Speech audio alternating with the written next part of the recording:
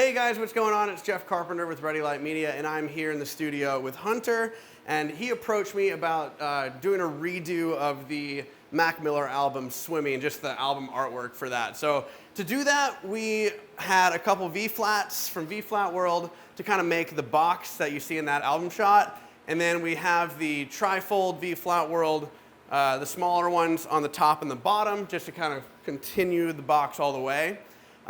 For what would be the airplane window, I have a Savage Universal Edge Lit Pro, which kind of has that shape. And it's also giving him a little bit of a rim light with the natural light. And then the main key light is a Paul C. Buff Beauty Dish, diffused off to the side, kind of doing split light. And by having it all the way over to this side, we can make the inside of the box pretty dark, so you don't see all of the tape and the holes and the, all the filling in stuff we have.